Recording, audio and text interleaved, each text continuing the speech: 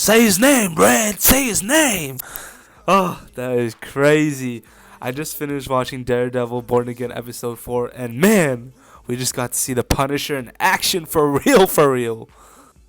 But yeah, just talking about my thoughts. I think this episode was great.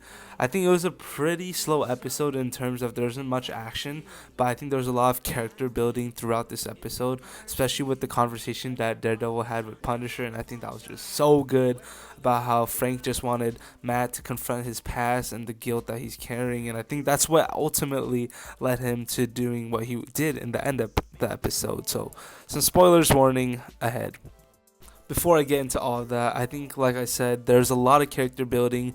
We can see Fist building up a relationship with Daniel after Daniel kind of exposed Fist for what he did. And at this moment, I actually thought Daniel was cooked. He's like, I'm sorry, Mr. Fist. I'm sorry. I'm sorry. Like, you can, I'll pack my bags. I'm like, bro, man, I don't know. He's kind of annoying. I'm not going to lie. Like, I guess he's the representation of what Gen Z is, but he's kind of annoying, but I mean, I guess I'm glad that he's safe. But honestly, I could see him getting, you know, unalived by Fist in the future. So we're probably gonna see that happen once he betrays him or something, or accidentally exposes something again. So, I mean, I guess that was cool. But yeah, and oh my gosh, did you guys see the mention of the scrolls? They literally had a scroll reference when Daredevil was trying to help out the case for that guy. I think his name's Leroy or something like that.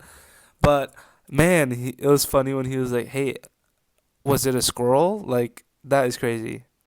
I say it's crazy because I think it's cool that the MCU has finally addressed the scrolls again. It's because like I don't know. I feel like Phase 4, Phase 5 has just been let down after let down because there hasn't been any like interconnectedness. So it's cool to see that the scrolls are, still existing and that people kind of still know about them. I guess in the world, the general public does. So I guess that's cool.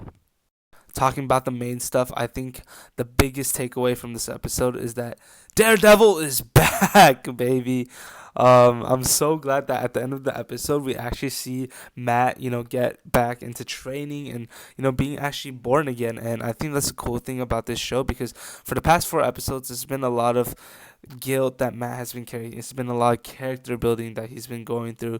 With this guilt he's felt from Foggy being unalive. So I think it's really cool that he's finally, wanting to take back the mantle. And we see that there's a parallel to Kingpin because what we see side by side while Daredevil was training is Kingpin literally going back to being Kingpin, which is really cool. And you can tell actually what happened to Adam, which is, what happened during the fair, the guy that his wife cheated on.